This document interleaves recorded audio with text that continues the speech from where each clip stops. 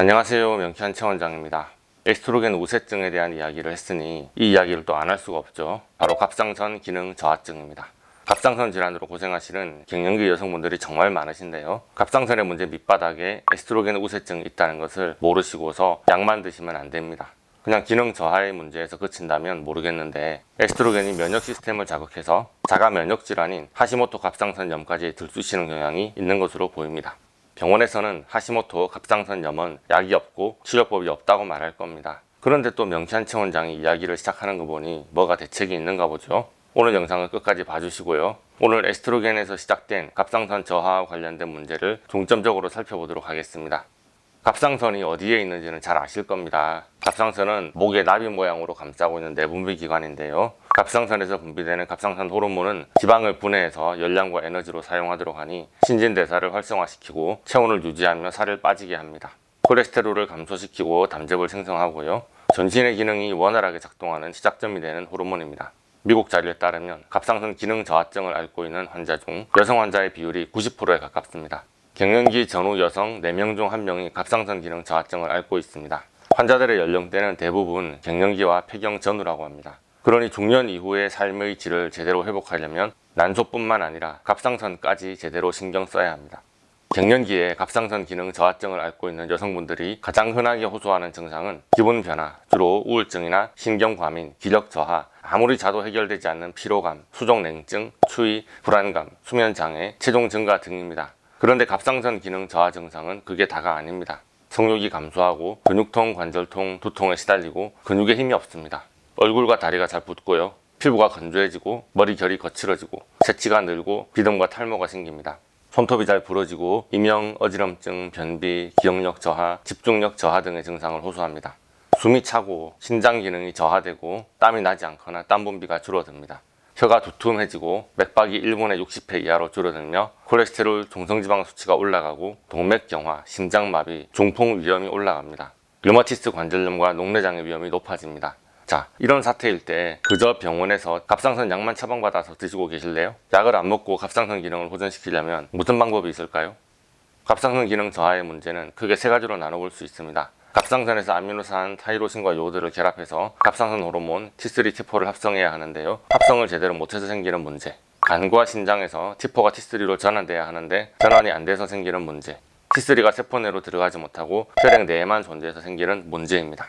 그런데 이 세 가지 상황에 모두 에스트로겐 우세증이 직간접으로 연관되어 있습니다. 일단 혈액 검사 결과 갑상선 수치 자체는 정상인데 갑상선 기능은 저하됐다는 진단을 받은 상태를 보겠습니다. 갑상선뿐만 아니라 모든 호르몬은 자기가 달라붙어야 하는 수용체 자리에 잘 달라붙어야 활성이 생기고 반응이 일어납니다. 자기가 작동할 수 있는 딱 맞는 열쇠 구멍이 따로 있는 것이죠. 문제는 에스트로겐이 갑상선 호르몬과 구조가 비슷하게 닮았습니다. 그런데 에스트로겐이 너무 많다면 갑상선이 달라붙어야 하는 활성 자리에 에스트로겐도 달라붙게 됩니다. 마치 열쇠 구멍을 미리 뭔가로 막아버린 형국이 되죠.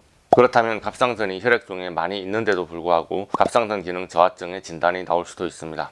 에스트로겐을 보충하는 호르몬제를 복용 중이거나 바르는 크림을 사용 중이라면 문제가 더 복잡해지게 됩니다. 갑상선 호르몬 약물을 추가로 복용한다고 해도 근본 원인이 되는 에스트로겐 우세증을 해결하지 못합니다. 이러다가는 평생 호르몬제를 끊지 못하고 이런저런 질환에 시달리게 되실 겁니다. 자, 두 번째 상황을 보겠습니다. 스트레스를 많이 받으셨습니다. 그러면 스트레스에 대처할 스트레스 호르몬 코티졸을 합성하는 게 어떤 대사 과정보다 1순위로 올라옵니다. 부신에서 열심히 코티졸을 만드는데 그 과정에서 아연이 대량으로 소모됩니다. 그래서 아연을 필요로 하는 수십 가지의 효소가 아연 부족으로 제 역할을 못하고 올스톱 되게 됩니다. 그 피해자 중에 하나가 갑상선 호르몬 T4를 T3로 전환하는 탈요오드화 효소 디아이오디나제입니다. 부신이 아연을 다 가져가니 갑상선 호르몬 전환 효소가 사용할 아연이 없어서 T3의 합성이 제대로 안 되고 근육이 제 힘을 내지 못합니다. 이게 왜 에스트로겐 우세증 때문이냐 물으시면 그러게 말입니다. 에스트로겐도 피해자죠. 에스트로겐과 프로게스테론이 서로 균형을 맞춰야 하는데 프로게스테론이 코티솔의 재료이다 보니 코티솔이 부족한 상황에서 언제나 부신은 프로게스테론을 가져다가 씁니다. 그래서 에스트로겐 양이 정상인데도 불구하고 상대적으로 에스트로겐의 양이 많아 보이게 됩니다. 이런 상황이 갑상선 호르몬 T4가 정상인데도 T3가 부족한 사태와 동반하여 나타나게 된다는 것입니다. 에스트로겐 우세증도 힘들어 죽겠는데 갑상선 기능 저하증을 동시에 앓게 될 가능성이 아주 높아지는 거죠. 그래서 제가 에스트로겐 우세증을 해결할 방법을 영상으로 공개를 했었는데요. 갑상선 기능 저하증이라고 다르지 않습니다. 에스트로겐 우세증에다가 유방암, 자궁암, 난수암 썸네일을 걸어놨으니 갑상선에 문제 있는 여러분들은 아무도 안 보셨을 것 같습니다. 그러나 제가 갑상선 기능이 저하된 여러분 모두가 에스트로겐 우세증을 깔고 있다고 말씀드렸죠. 시작점이 같으니 해결책도 비슷합니다. 여러분이 할 수 있는 일과 제가 해드릴 수 있는 일을 나누어서 설명했는데요. 명천체원장에게 당장 오실 상황이 못 된다고 하시는 유튜브 구독자 여러분, 영상을 보시면서 여러분이 스스로 할 일들을 실천해 보십시오. 그것만으로도 제법 바쁘실 겁니다. 문제는 뭐냐 하니 첫 번째, 갑상선이 갑상선 호르몬을 제대로 생산하지 못하는 게 문제입니다. 이 경우는 자가 면역질환, 하시모토 갑상선 염의 문제가 대부분일 것으로 생각됩니다.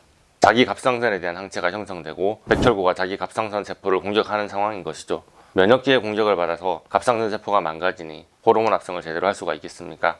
이 질환에는 일단 갑상선 호르몬제를 복용해야 됩니다.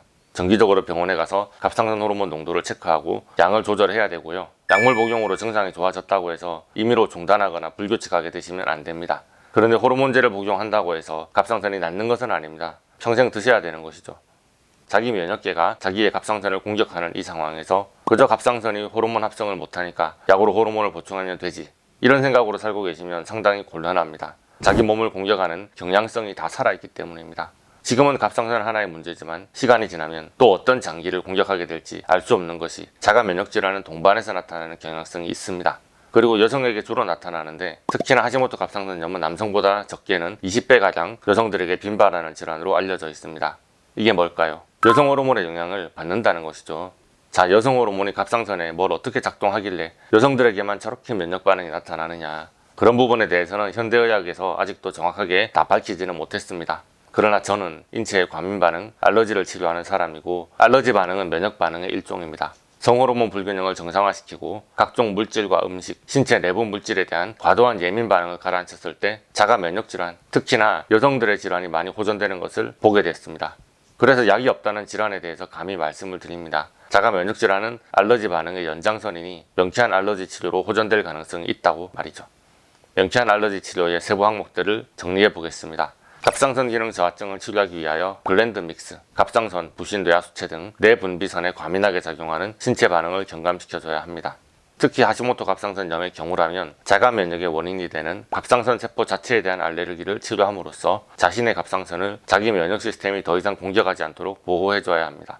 그 외에 코티졸을 분비하는 부신과 TSH, 갑상선 자극 호르몬을 방출하는 뇌하수체 등 다른 내분비선과의 불균형도 치료해야 하고요. 갑상선의 하위 항목, 사이로이드 글랜드, 갑상선, 라이트 파라사이로이드 글랜드, 부갑상선의 우엽, 레프트 파라사이로이드 글랜드, 부갑상선의 좌엽, 타이록신, T3, T4, TRH, TSH, 파라사이로이드 호르몬, 부갑상선 호르몬, 사이로트로핀 등 기본적으로 갑상선 호르몬 T3, T4와 그 분비를 돕는 TSH, TRH에 대한 알러지를 치료해야 합니다.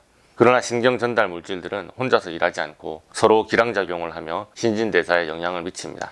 호르몬들이 전반적으로 균형을 맞추고 어느 한 호르몬만 과하게 작동하거나 어느 한 호르몬에만 예민하게 반응하지 않도록 치료하는 것이 중요합니다. 갑상선은 특히 여성 호르몬에 매우 큰 영향을 받으니 에스트로겐, 프로게스테론 등 성호르몬에 대한 치료를 통해서 성호르몬의 균형을 맞춰주는 것도 상당히 중요합니다. 프로게스테론의 부족은 에스트로겐 우세 현상을 악화시키는 한 축이 된다고 말씀드렸는데요. 에스트로겐, 프로게스테론 등 성호르몬의 불균형 상태가 해결되지 않는다면 갑상선 기능은 자주 출렁거릴 수밖에 없습니다. 그래서 성호르몬 알러지 치료는 갑상선 기능 회복에 필수적인 치료가 됩니다. 그리고 그 외에도 헤비메탈, 중금속 중독 치료, 스모커 믹스, 연기나 담배, 페스티사이드 믹스, 살충제, 카본, 탄소, 탄화물, 더스트 믹스, 미세먼지 등 환경 호르몬과 유독물질에 대한 알러지 치료도 완전히 중요합니다. 혈액 검사에서 T3 수치가 정상인데도 갑상선 기능 저하증이 나타나면 중금속에 오염된 경우로 생각해 볼 수도 있습니다. 수원 성분은 T3의 생산을 방해하고 세포막과 갑상선 호르몬을 손상시켜 갑상선 기능이 저하됩니다. 특히 납수원, 아말감 등의 중금속은 세포막을 손상시켜 갑상선 호르몬 T3가 세포 내로 들어가지 못하게 하므로 갑상선 저하를 유발합니다. 특히 치아는 갑상선과 가깝다 보니 치아에 박아놓은 아말감 속의 수원은 그 어떤 중금속 중독보다도 중요합니다. 살충제, 농약, 비료, 수돗물의 불소, 항생제를 먹인 육류와 우유 제품, 합성세제, 식품 첨가물, 화장품 첨가물, 장내의 나쁜 균의 독소 등에 대한 알러지도 갑상선 기능과 갑상선 호르몬의 작용을 떨어뜨립니다. 이런 이야기는 많이 했으니까 넘어가기로 하고요.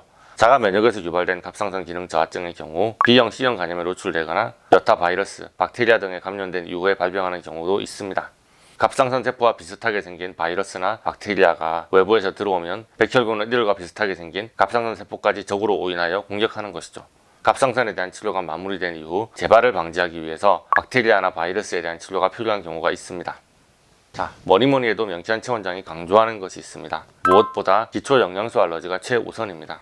기초 영양소에 알러지가 있다면 그 영양소를 제대로 흡수하지 못하여 갑상선 호르몬을 제대로 생산할 수 있는 재료가 부족합니다. 예를 들어 T4를 생산하는 생화학적 과정에 필요한 아연, 구리, 비타민 A, 비타민 B2, B3, B6, 비타민 C 등의 영양소와 T4를 T3로 전환하는 데 필요한 셀레늄과 아연 등의 미네랄 등에 알러지가 있다면 갑상선 호르몬을 생산하는 생화학적 과정에 차질이 생기게 됩니다.